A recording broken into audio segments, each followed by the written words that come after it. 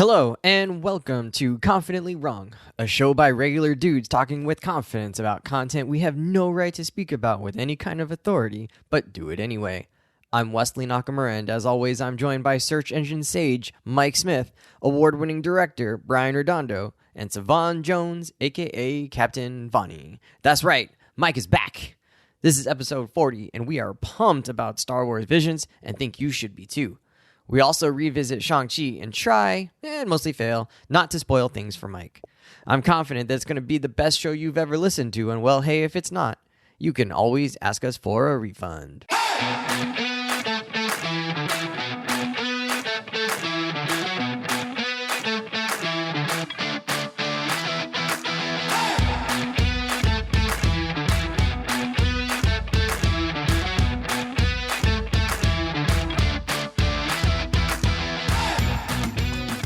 Hey guys, it's been a while. Welcome. We have Mike back, which is terrific. What up? Wow, you're live? I know. It's been so long between your back. vacations and your hurricaneing, and then riot festing. Like, you've just been out for But a I'm month and a here. half. The prodigal son has returned. I thought we got dumped. I'm coming home. He's The back. polemics Yeah, To we're be back. fair, though, like We thought it was you a know, perma-ghost. We thought you were just ghosting us. when I first asked Will Katz, like if he would do the show, he was like, "Well, aren't you afraid they're just gonna want me and they're gonna not want you back on the show?" I was Well, like, actually, "Well, maybe, yeah, but also like we're replacing one loud Jew with another. Like I'm highly skeptical people are even gonna notice a difference." And then we got a comment that kind of proved that might have been true. what was the comment? Oh, what? There was an Instagram comment. Someone like attributed something to Mike, but it was actually Will's point of view. That's what I'm saying. Wow. Glorious. Wow. Glorious. You know how they say like there are only like 3 different types of stories? There are only 3 different types of Jews, and me and cats are the same types. Good God, Mike. I was waiting for Will to pull a Black Widow and pull his face off and be like, surprise! It's just me.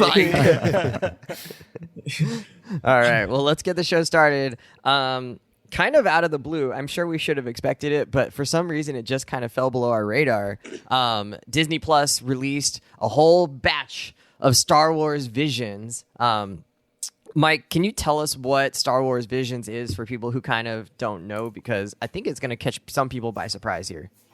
Yeah, I guess like I don't know if it wasn't like I definitely knew of it, but kind of just more in like the niche Star Wars fan way. It wasn't exactly something that I think was widespread marketed.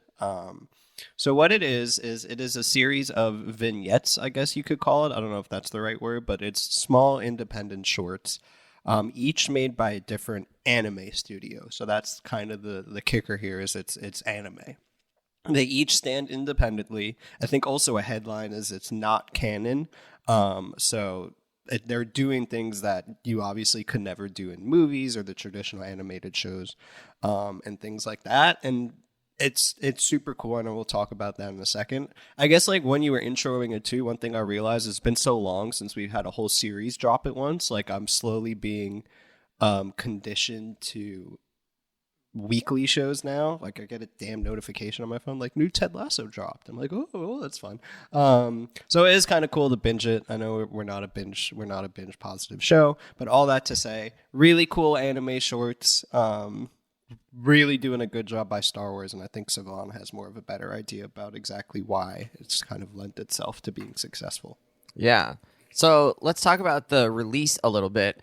It wasn't really publicized. I didn't get a bunch of like Twitter or Instagram ads like I'm getting for What If, that like this is coming, that this dropped this week. There hasn't really been much buzz about it on, like the same way that What If gets buzz, or the same way that like, Scarlet Witch and all the other shows, Captain Marvel, they all sort of like, they became part of like the weekly zeitgeist. This is completely, to me, at least on my social media channels, has really flown under the radar. What does this mean for like Star Wars content and how it's being viewed and treated by Disney? Yeah, I'll take this one. So, Yeah. I think, a couple things, right? One, you just have to recognize that this is Star Wars combined with anime, and this wasn't really meant to be, just from its concept, not really a big popular mainstream project. there's only a certain audience that's going to be drawn to anime right off the bat. There's only a certain audience that's going to be drawn to Star Wars. So then you're really getting kind of specific when you're talking Star Wars and anime. And when you decide that you're not even going to do a larger overarching story, it's more so meant to just be an art showcase from just really, really dope creative minds. That doesn't lend itself to something that's meant to be, the next big thing that you pop off and is meant to draw everybody in, which is fine. There are lots of shows that aren't that, and they're still critically successful and well received. But I just think that's where Star Wars is at. You know, it's a big name, it's a big brand, it can be very diverse. This is just what some of that diversity looks like when you're putting out Star Wars products. So I think it's fine. So Savon, what you're saying is that this show, this series is made for the nerds of the nerds. It's like a subdivision. It's like the otaku of the geeks. Honestly, my dad likes Star Wars. My dad and I would when I was younger, we would watch Star Wars. My dad has zero interest in anime, and I don't even think he knows what anime is. You know, I could convince my mom to maybe sit down and watch like a Star Wars movie. She's not about to sit and watch a bunch of different studios and wonder why each episode doesn't look like the other and there's no story. Like, it's different audiences. That's interesting because you're talking about it kind of narrows the constraints or narrows the audience. And I was thinking about it like there's a potential there where it actually could have expanded the audience, right? It could have been Star Wars fans would be into it and anime fans could be into it. And you could actually like grow the Star Wars fan base through a series like this. But in your mind, you're thinking it's actually going to narrow who's actually interested in these shorts. So, but I like that they narrowed it. In some ways, probably that makes it better, right? Like they're not trying to appeal to everyone here. They're actually saying like, we're really just trying to focus on one thing here, which is like great art, cool vibes. That's it, right? Like, let's just make the best content in that area that we can. Isn't that also true of basically the Clone Wars series? Like, it appeals to a certain subset of Star Wars fans. Because animation's not going to be everybody's thing. I mean, people aren't following that as closely as the main movies. And the same is true with the MCU. But Wes, I think you're right, though. Like, your point about it being a way to pull in fans from both audience, like, I think that statement is also true, but them also being niche. But I think when you're trying to put out some of these interesting multi-genre, multi-idea concepts, a lot of the successful ones I've seen, they just stay true to their vision. They stay true to what they're going for. And honestly, if it's just authentically good, people are going to watch it.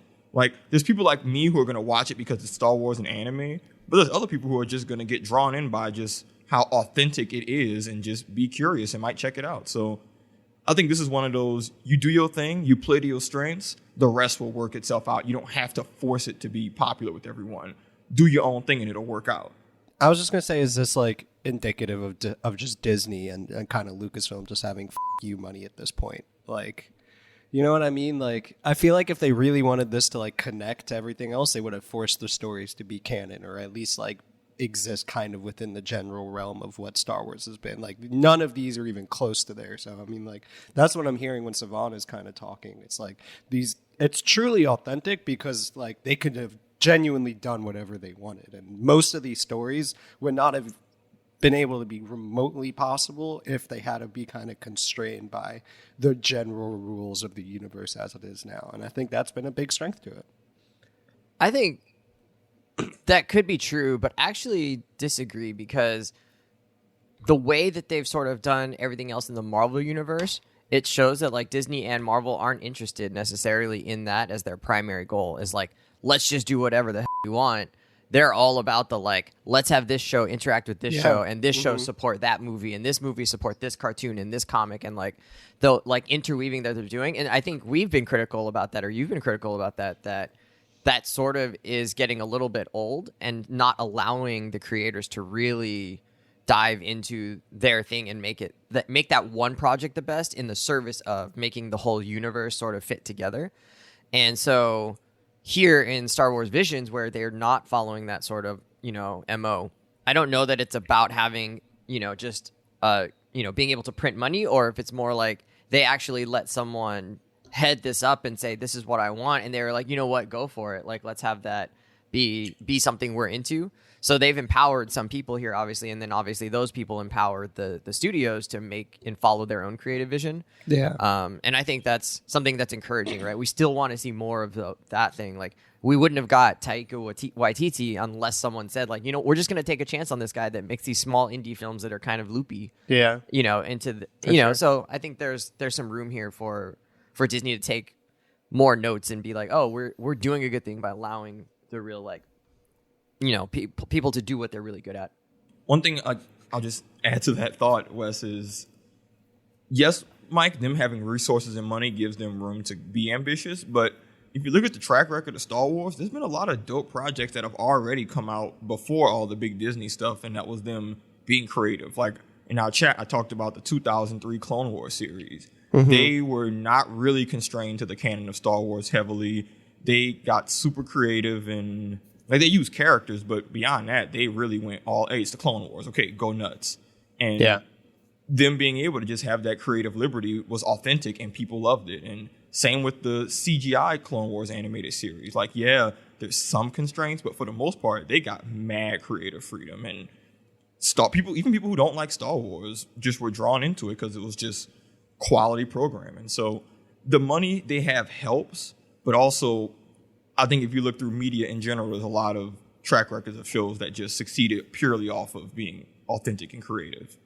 Brian, have you seen it yet? No.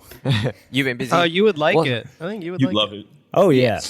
When I first heard about it like months ago, I was already on board. I was like, sign me up. Oh, yeah, okay. Cool. Get us out of the Skywalker saga and let's see some like really fascinating parts of this universe.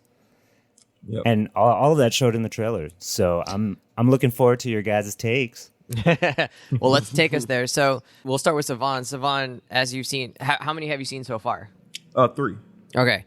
So do you like the sort of overall vibes you're getting? Is anything standing out to you? Try and be specific to kind of give people a sense of like what they're in for if they haven't checked it out yet. Okay.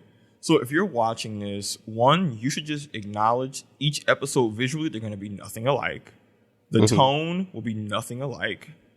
The everything, like they're so different, you might not even know they're the same. You wouldn't even know necessarily that they're all Star Wars if it wasn't for lightsabers, if we're really going to be honest. That's how different they are.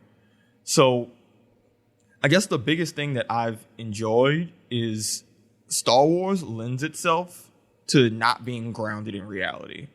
I think all the best Star Wars stuff is when you really get wild. Hey, these people were influenced by, Jedi were basically just taken from samurai and old Westerns. So, hey, really lean into that. So kind of like with episode 1, you have the Ronin. So I guess the big thing is just, it's beautifully animated. The fights are amazing, but they just get to go all out. Like, you have these people who have force powers and can fly and control minds and robots. They really lean into that. Like, hey, we're going to go nuts. Like, I think the first episode was a great example of that, Wes, where you have this Ronin quiet figure who doesn't talk, and it feels like a classic samurai movie. And Kurosawa. Yeah, and it's all in like this weird black and white, and it's almost there's rarely any color, and it's super stylized. There's minimal dialogue, and you being able, like, no other Star Wars product, if you didn't get like a little individual thing, would be able to get away with something so extreme. So it's just a lot of great eye candy. Like, if you just like animation and just want to see people who animate just go ham sandwich, like it's true eye candy. One episode feels like little chibis, like they're kids almost, but it works because it's just so, they lean into it. They're not trying to be something they're not. It's like, hey, we got this universe. All right, bet we're going to put our own splash on it from there, and it works really well.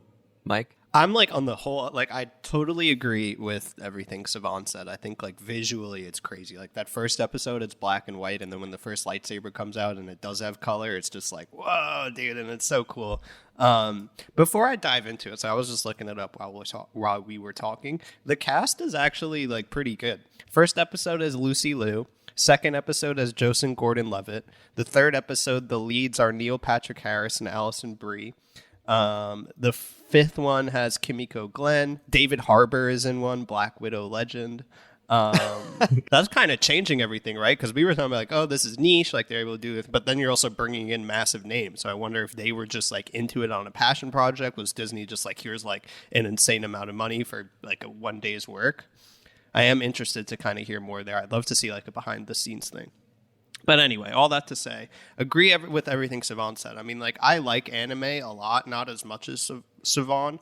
I'm generally not drawn to anime for like the visual aspects. Like, I really do like that can really, be a big part of the show. Like, things like me for like Cowboy Bebop and Full Metal Alchemist. Like, I love the visuals there. But I'm, me, sucker for world building, sucker for kind of like the actual plot, the story, and how all this connects. And I love that about the show because they're able to do things that are like tangential to what we understand for Star Wars. Like, it's almost like alternate universes, and I guess my brain's kind of geared towards that from all the Marvel stuff. But like that first one, like I'm so interested in like where did this Ronin come from? How did he get that lightsabers? And not to spoil it, but like how did he end up with all this other stuff? And then what's that kid gonna do with the crystal? And that's why I love shorts that are good because they can really, in those first few minutes, are effectively able to kind of like set up that world and really get you invested there.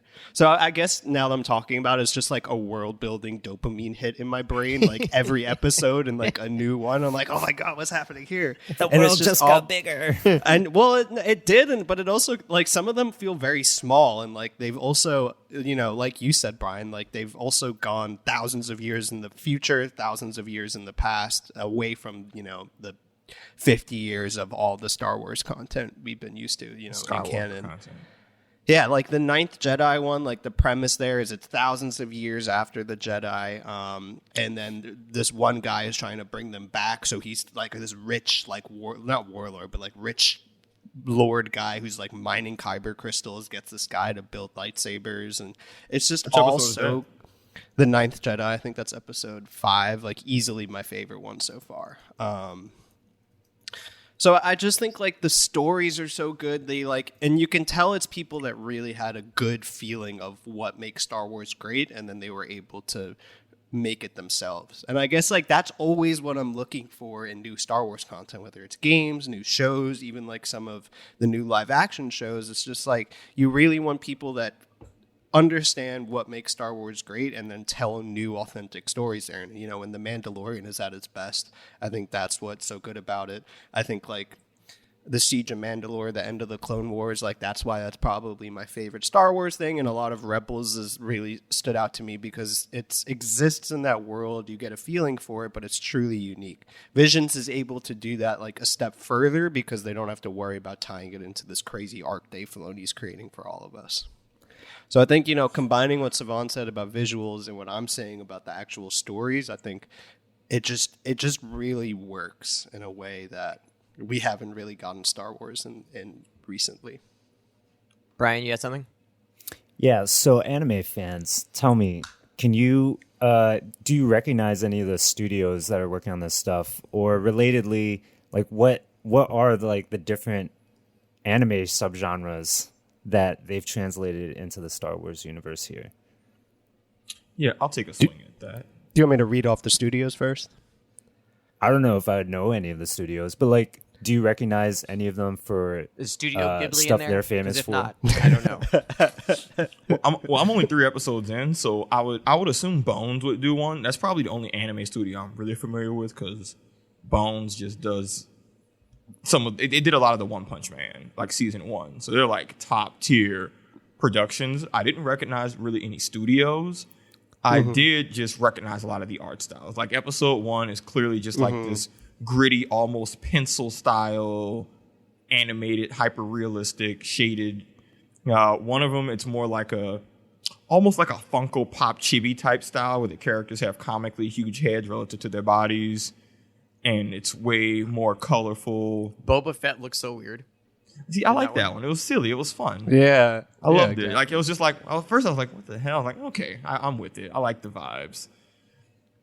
So one is Studio Trigger, famous for Kill la Kill. I don't know if y'all have heard of that. Heard of it. I haven't really heard of much of the other ones. I'm looking through it now. Look at us bringing real, actual information in, Yeah, stuff. you missed my ability to Google things quickly. The show was. So they do like you said they do like a Ronin style episode. Do they do like a giant mech or kaiju style thing? Do they do Not- like the not sports that I've team seen. or a shonen thing, Not that I've seen yet. But I mean, No. or like the Dream Boy anime? I forget. I what guess that's not. called. I don't think it's more so. I think Savon's saying it's kind of like visual tropes rather than actual story tropes, because I think they do still want to.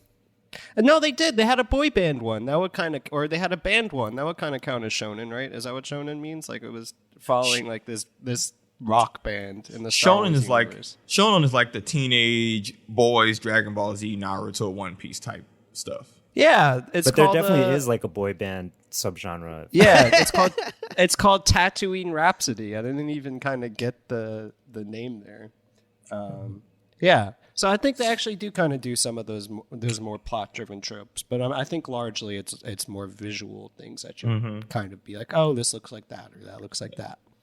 Mike, you're into music. What band did they like remind you of? Like I kept thinking Yellow Card from like 20 years ago. It just, Did and you have like, a band? God, having been at Yellow Riot Fest Card. where like it's so many bands that are just Okay. like, I don't want to say washed up, but like I saw Simple Plan play, like just to kind of give you that idea. It just sounded like any band that would do the soundtrack for an American Pie movie. Jeez. Not that there's anything wrong So, like, with that. Green Day? Like again, I went to a music festival Wow. to see that. I They're not forgot about the American Pie cinematic universe. Whatever happened? What happened to Nadia? APCU. One thing, Mike, I want to add about your thought about authentic Star Wars stories. One take I've kind of had for a while is that what makes Star Wars great isn't actually the storytelling. It's just anything existing in that world. It's a world. Star Wars has built a world where you can get away with doing virtually any genre. And the movies obviously don't do that because they kind of have their own themes that they lock themselves into. But Star Wars, you can do a sad war story, a love story, a horror story. Just the fact that you have this big world with an infinite amount of themes and planets, like that's part of why Clone Wars is so good. It's like pretty much any trope or visual style or world, we are not grounded, we are not limited. And part of what's also made Vision so great is that, to me, the best Star Wars story is just any story but told well in a Star Wars world, which is what I've appreciated most about it. Like the one with the twins, that didn't feel like anything super Star Warsy, but it was just so ridiculous and over the top, and it just take place in the world, and that in itself, it works. It's a great set piece. It's almost like Dungeons and Dragons, where, hey, you got the world, fill in the blanks, and as long as you fill in the blanks from this world, it's going to be quality. Yeah, I guess like they are kind of all just set pieces, huh? Yeah, but And I mean, guess you can't. There's no way to kind of do this without just having it all focus around one set piece. But that's a strength of Star Wars. Not every Yeah. medium or brand has different set pieces. Like Yeah. it takes years to build that out. So that's a strength. Right. Yeah. That What If episode with the zombies was probably one of the highlights of that series. They need zombie Star Wars. I want to see that. Like Who's coming Obi-Wan or Qui-Gon. Yeah. Out as a zombie. Oh Yeah, my Well, God. isn't kind of Palpatine a zombie and Rise of Skywalker or whatever this is called? so Who Brian, knows, man? It was not this is- explained. no, but like I'm not even trying to be cute. There's a novelization of a Star Wars now. It was a Star Wars book. I forget the name of it, but it takes place before Episode 1, and Darth Maul appears as like an antagonist in it. But there's a part where there's a character who's a Jedi Padawan who's in like deep underground Coruscant, and there are people there who essentially are zombies. And like there's a section of that novel I read as a kid, and it was essentially there's a section of the book. It's a zombie film because the people there are essentially monsters, and like. But that's my point of Star Wars' world is so big, you can get away with that. Like, there already been zombie-style stories told, vampire-style stories told. You just got to have the creativity to fit it into their lore, which is easy because it's space. Well, Space has got everything. There's space for stuff. I feel like, yes, but I don't know that Star Wars needs a zombie movie because zombie movies are always, or like the best zombie movies and the best zombie like TV shows are really about how do you define humanity, right? And how do you define like family and togetherness and like community, and how do you build those things in the face of like stress, or how do you build it in the face of like some kind of external threat? Isn't that what Star Wars is about? Yeah, right. Yes. Star Wars has that in spades. Like, you don't need a zombie apocalypse to make that happen. You have You could. you you have That's the the First point. Order, you have like these infightings between the different groups that are already threatening each other all the time. So I don't know that you need a zombie. I mean, you could do it. You don't need it because it's always happening in Star Wars. Like that is like, 50% of their shows are about like some other group and like threatening the existence of a small group of people trying to survive. I wanted to go back to what Savon was saying earlier about that first episode because that like blew my socks off in a way that the second one did not. I've only seen the first two. And so if someone out there is listening and hasn't seen that first episode, I know Mike is kind of wax poetic about it, but there's just like these moments that they let really like breathe that like I was just like, whoa, that's cool. I mean, Mike, yeah, where they took out the lightsaber and it's like it stands out and it got really cool audio. It sounded like they took some of the audio from the more recent ones, like from Kylo Ren's lightsaber almost. The crackling. Yeah. But like they use this like tempo that's like really different than most shows that we've seen, or that most shows that we see in America, where it's like, Well, that just feels like old samurai movies, right? Yeah, it's like they I just feel pause. Like that kind of, yeah, Brian would probably know more about that, but like Yeah. those Kurosawa movies and the way they kind of, You just that want to 100%. hear the wind sometimes, man.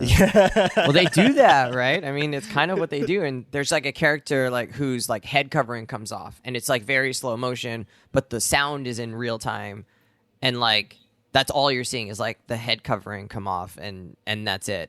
The like taking the lightsaber out of like a sheath for a katana, Yeah. basically, like that's a Yeah. whole event. They made Yeah. like a full like 15 or 20 seconds out of this one moment of him taking his lightsaber out, and like. Very That's not something ceremonial. that happens in Star Wars, right? Usually it's just bzzz, and it's out, and Yeah. we're ready, and we're off and rolling into the fight. And they do a great job in this one of just like peeling it back to like all these small components. Like if I was a food critic, I'd be like, they really deconstructed the lightsaber battle. I hate that, but But you're you're not a food critic. You're just some guy on a podcast. Oh man, it was. I just loved it. I mean, the moment where the lightsaber strikes through like a statue, and that moment just kind of hangs for a second. Like there's all these like beautiful moments they really did a great job with. So I was just really excited from that one to see like, oh man, like they're just gonna let these people do whatever they want to do and like do it to the best of their ability. So I'm really excited to see the rest of these. And if you're someone out there listening, I don't know, I could not recommend this more. It's just like a small like escape into the Star Wars universe.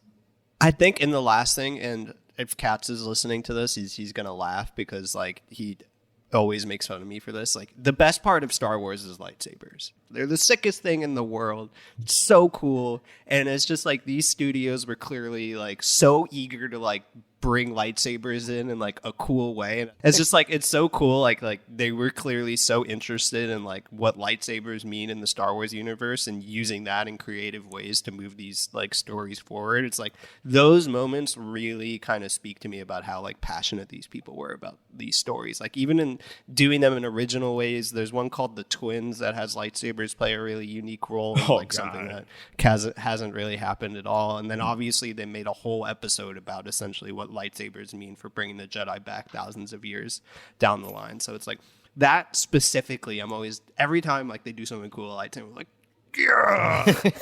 Oh, you gotta screen cap your face on that one. His lightsaber just came out. Oh. Yeah, All I'm right, with you, sounds homie. good. Yeah. Cool. Who wrote this last note? Best genre.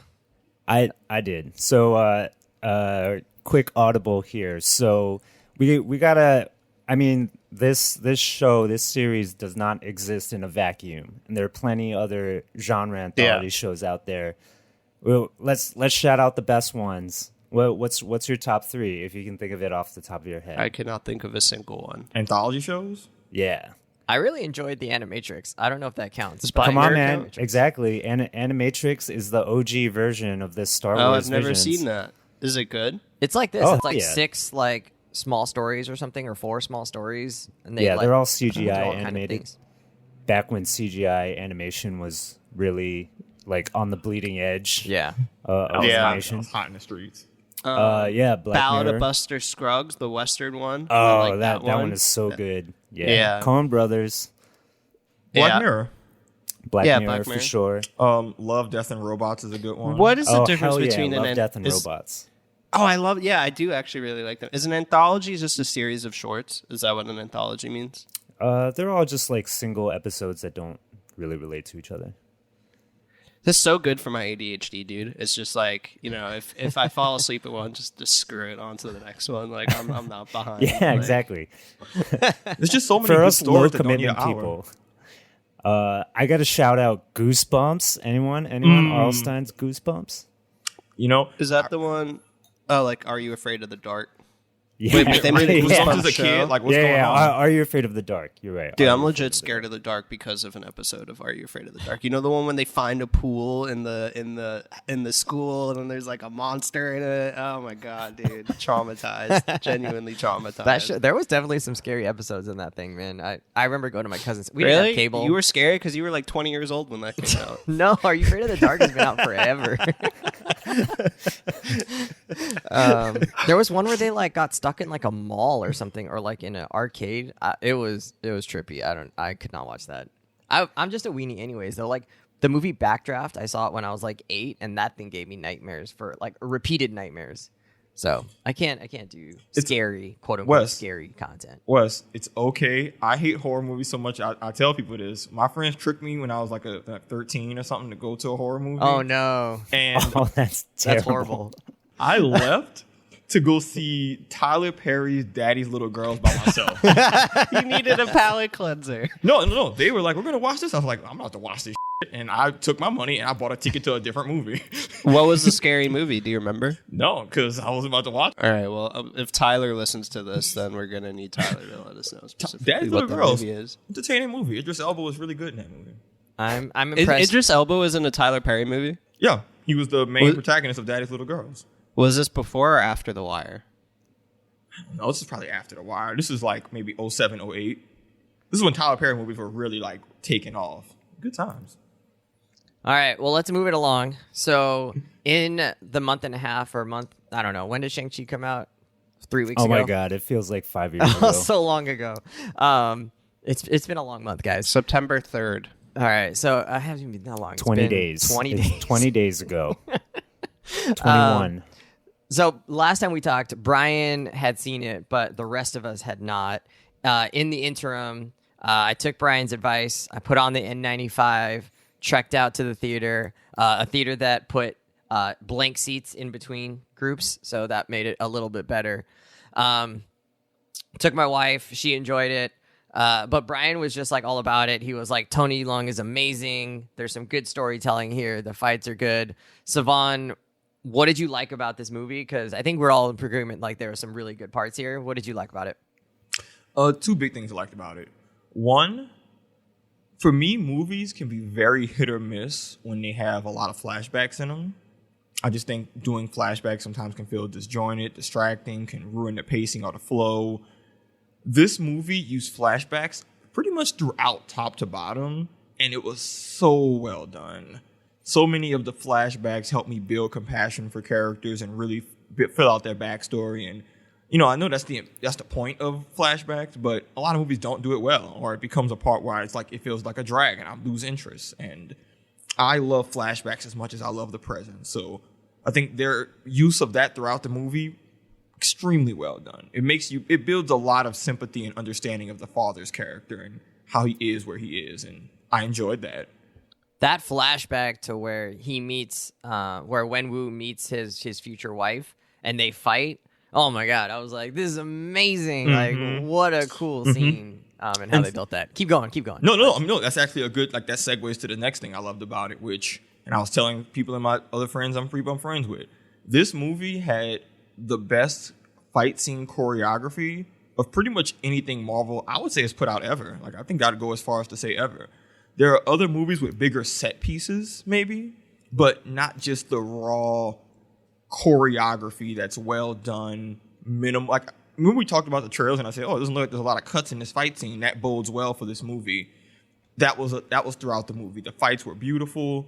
And since I've started watching that VFX artist react thing and they talk about fight scenes, they've helped me understand the idea of a fight telling a story. And when the characters are fighting, they're not just punching. You see a progression. You see things happen. You see people. You see the ebb and the flow. And to your point, the fight where the father meets his future wife, it wasn't just a fight. it was a dance. You can see the subtle things, the body language, and it felt like a dance as much as it was a fight. And that's really hard to do. And for a movie that had a lot of fight scenes, like they do not skimp on the fight scenes, you get a lot of them.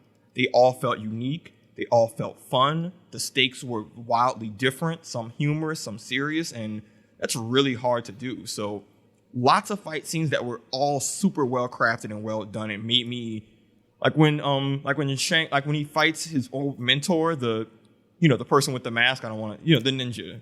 Death and they're Dealer? fighting. Yes, thank you. When they're fighting Death Dealer that first time, like that was a real hey, you messed me over. I'm the big dog now, and that's really hard to do. So that really made me have a lot of appreciation for the attention to detail. Can I chime in real quick? Please. So I haven't, amidst the chaos that my life has been in the past 2 months, didn't watch this movie. But, this show is called Confidently Wrong, but we also do take our L's when we are wrong. And I need to just chime in here to say a moment that this show was incredibly skeptical of this movie, vaguely anti-Chinese. Not even vaguely. Hey, Pretty ironically, explicitly, which that's a cool niche we can exist in. ironically, China won't show the movie. What? Why not? Isn't that crazy? Wait, seriously? Yeah, they don't seriously, rock with it it. has not premiered in China at all. Oh, it might why? be just like a geopolitical power play on China's part, but they're Is it dressing it up explicitly in saying oh yeah, this movie could be racist or whatever, because it does have racist underpinnings, which we talked about in a previous episode. So yeah, China hasn't seen it. What? And so the movie apparently is doing gangbusters all around Asia except for China. Is it okay? Before that, we're gonna just take a moment. We're gonna accept our L. We like the movie. We were skeptical of it, Sure. and Hey, we can move justifiably on from so. that. Yeah. Okay. Is it explicitly Chinese, like the cultures depicted in the movie, or is it just kind of vague Asian culture? Definitely Chinese. Chinese. Definitely Yeah. Chinese. Oh, Through and I through. wonder why they hate it. That's interesting. Don't they speak a lot? Don't they there's Yeah. entire sections of the movie that Are are just they straight Are there any Mandarin. major black characters? I know they're not keen on that at all. No, there's not. Okay. Oh man. What? Wait, can It's you true. clarify your It's pronoun true. They of have they? Do you mean the MCU and Marvel, or do you mean China? Yeah, that's like what- China, who's the they? Chinese government, and The they had to world? remember they had to edit out Finn from all the Star Wars, the sequel movies, Did stuff they like really? that. Yeah, What? you can see in Wow. the posters that they put out in America and the posters that they use to market in China. Finn is tiny, tiny, tiny. Oh, it happens in America though. It's not new. Oh well, okay. I guess Less racism America. is ubiquitous. I was just like, oh, that's what you mean. You talking about downplaying the black character? Disney literally did that. No, but I'm telling you, here, I'm not No, gonna pull it up. I but, get what they you mean. They physically took him out of the poster. Yeah. I thought you meant they physically took him out of the movie. They Yeah. just photoshopped a completely They're different far. character in there for him. That would've been Suddenly great. he's a Wookiee. Yeah, Jesus. All right, I've guys. derailed this conversation. I'm glad we can accept our L's here. It was an and L, enjoy it. but we're And we glad. can I enjoy mean, the movies. it was just skeptical that Disney and Marvel could pull off a movie that wasn't going to trivialize, right? Asians or Asian America or tokenize them in a way. And I think there's still Does it some, empower Asian America? a little bit. Has it been as much of an event, and excuse me if I'm out of pocket here, as Black Panther was for a lot of Black Americans? No. No. Were they trying to do that, do you think? A little bit. But there's Yeah. definitely you can feel the capitalism. You can feel that this is also made for China, I think there are. I think kids would also be into it, right? If you're an Asian American kid, you're oh, there's a hero that isn't just Jackie Chan, right? Yeah. he may Yeah, fight sure, a little sure, bit, sure. steal some of Jackie Chan's fight moves, but his character, he isn't a caricature, right? He's a fully realized American, existing in this world. And so there is some of that. I think that if you're saying people say representation matters, I think this does help for that idea. But I don't think it goes too far in the Asian American empowerment. I don't think that's not a central theme of the movie. It's more about having confidence in yourself, and believing in yourself, and what the choices that you make matter. And those are things that certainly Asian Americans deal with, but like everybody deals with those kinds of themes. It's a pretty universal movie, I think. Yeah, Black Panther got more political, which I really loved about Black Panther. Yeah. Whereas this Asian American movie pretty much stays about family and identity, which is well and good, but I need some radicalism up in there, you know, for it to really be significant. Yeah, it wasn't radical. Yeah, in fairness, though, I think just the context of the story Black Panther was trying to tell in the history, it's a bit, I think at least the history part, it's a bit easier to kind of draw those lines of like, hey.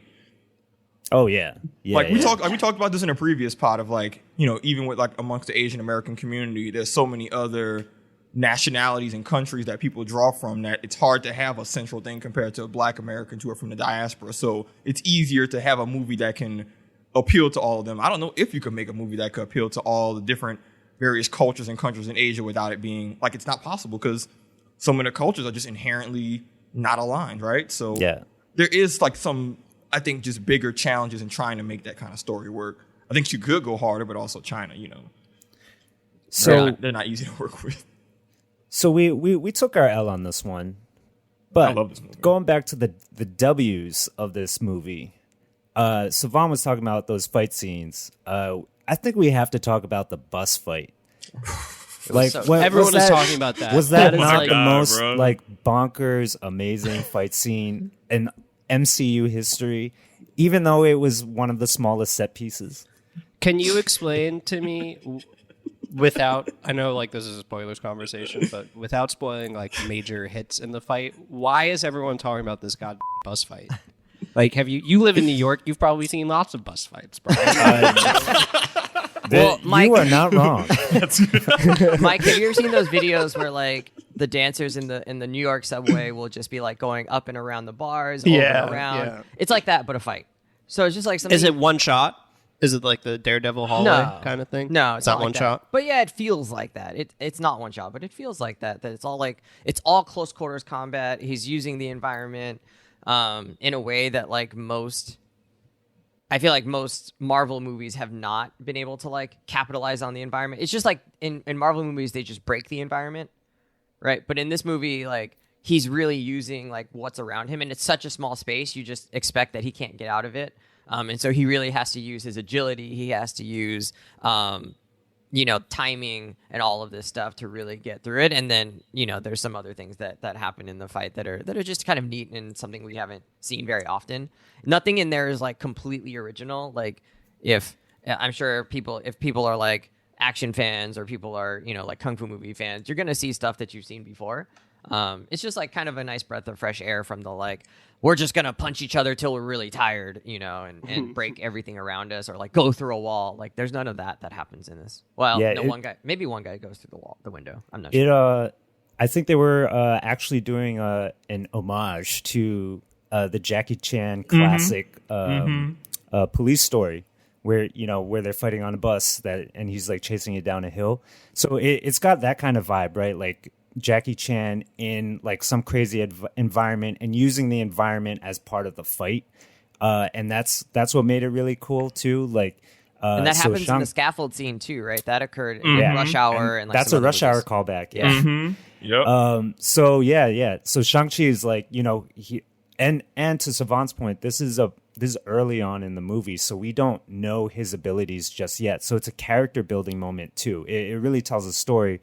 So it's when we first get to see Shang-Chi do his thing. It's a surprise. surprise. It's a huge surprise, and he's got next level S rank martial arts abilities, and he's flying through the bus. He's going in and out of windows, and it's still got that just enough flavoring from Marvel, from the MCU, to make it different, right? Because of who he's fighting and some of the CG things they do to like accentuate the fights, so that he's doing kind of out of this world stuff, not just the basic martial arts. Whoever choreographed this scene just clearly loves their old school martial arts films. Like there was obviously the Jackie Chan references, like the bit with the laptop. Oh my goodness. Y'all remember what I'm talking about? I don't even remember. I don't remember. Somebody has Which a part was that? computer. There was a woman. Oh, on yeah, the she's computer. doing work. She's doing work. She's like on the working bus. her off, and he has to use a computer. But also, there's moments you can tell when the guy on the side who was filming. who makes Oh the yeah, joke. that was great. Oh, that was That worked. loved I it. feel like that could have been real corny and not worked, and like that guy pulled it off. Props to him. It worked, and there was also a mix of like that. Like, there's the whimsical, fun Jackie Chan element, environmental fights, but then there was some real like almost like Jet Li movie brutality where the stakes do start to turn up in the fight, and there's a point where he's like, "Oh, this just got real," and he starts to really like tone up the brutality in the fight, but. Again, that just speaks to how well the movie did a good job of like, that was a long scene, Mike. It's a long scene. It doesn't get old because you can really feel the stakes continually shift as the fight builds up. So it starts off, oh, damn. And by the end, you're just like, dude, what's about to happen? This is so stressful. It's such a fun scene. Just enough one-liners to keep you laughing, but not take away from like, hey, they're trying to kill homeboy. Yeah. All right, so after hearing what Brian had to say about it last time, and this is, I guess, mostly for me and Savon, did anything take you by surprise in the movie where you're like, oh, I didn't expect that to happen based on how Brian had kind of talked about it? I mean, I didn't think they were the final act was definitely, I was like, oh, they're going full send with this. And they clearly did not market that within the actual like trailers of the movie, which is good. They're not spoiling the whole movie. But, and Mike, this part I'll try to keep vague because it is nice to be totally surprised by it, but the final act just gets very out there in terms of the visuals in the world and what's happening around them. And I really enjoyed it. I didn't expect it. I enjoyed it, and it was fun to watch. I think the only other thing that took me by surprise was, and maybe I'm nitpicking, but for how strong the 10 rings are, no one uses guns in this movie. They're like next to no guns in this film. Which is interesting. Terrorist org without guns. Yeah, a terrorist organization with like electric. No, they had electric hook swords. That's what they had at one point. I remember. I was like, okay, that threw me off. But also, I'm a big Rule of Cool fan, so if it looks cool, I'm willing to allow it. It's like, all right, I like that. We got the electric hook sword. Is that better than a gun? Probably not. Does it look cooler? Yeah. All right. Hell yeah. Go for it. Do you have to wear a robe right now? No, but does it look cool? Absolutely. Yeah, Savon exactly. is absolutely in a Rule in a of robe. cool is like, hey, sometimes you just got to drip. I get it. Okay, so last question about Shang-Chi or Shang-Chi. Who would you like to see Shang-Chi paired up with moving forward? Like, who would be kind of your ideal pairing? So for me, like, as I'm watching this, I'm thinking, like, Doctor Strange makes a lot of sense to me because I think there's probably a way in which they end up ramping up the power of the 10 rings, right? We saw the color change happen when Shang-Chi starts to own them, and so there's sort of this connection he has with them that's different than what than his father had, than Wenwu had. And I think in the comics, it sounds like they each had kind of their own unique powers, right? When they were actual finger rings. And so, and when they get, analyzed. Okay, you right? saw the post-credit scene. Yeah, when they get analyzed, there's more to them. And so I'm wondering, I think it'd be a natural pairing for Doctor Strange or someone like that to really start investigating them and like unlocking some more powers. And that'll kind of level up Shang-Chi a little bit as we move forward so that he can actually be useful in these fight against the Celestials or whoever we're going after here. But I also think the chemistry in fights would be really cool if he was paired up with someone like Nightcrawler, right? The possibilities of someone who can like teleport, boom, boom, boom, and then like just get slapped with some like 10 rings like out of nowhere.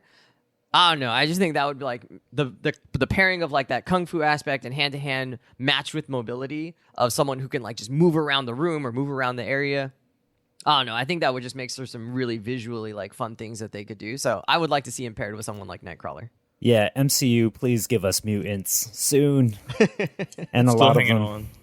Still hanging on to my tinfoil theory about the mutants. We'll see. Nice. Savon, do you got an idea here?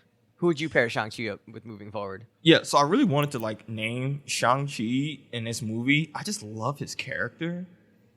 He's just such a, and maybe this speaks to like the way the movie was intentionally put together, but he just feels like a relatable everyman. Like, yeah, he has his like own backstory, which you can't relate to really, but the way he talks, interacts, approaches situations, he just feels like a real guy, like just a person. And I think Marvel sometimes can struggle with making relatable characters because I'm not Captain America. I'm not Tony Stark. I'm not a super genius. He's just a guy. You're not a god. Yeah. Yeah, I'm not a god, a spy. Like, he's all that, but just the way he talks is like, hey, he's a dude. Most of his life, he's just been trying to be a guy. He parks cars, and He's wearing Jordans the whole movie. yeah, like he kind of like regular. Like, his fit is like a fit. Like, somebody could wear that in real life, and it would work.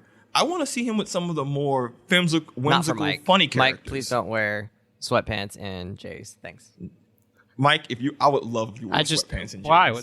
Seems anti-Semitic, but go off. you would drip, or just get like a Russian tracksuit.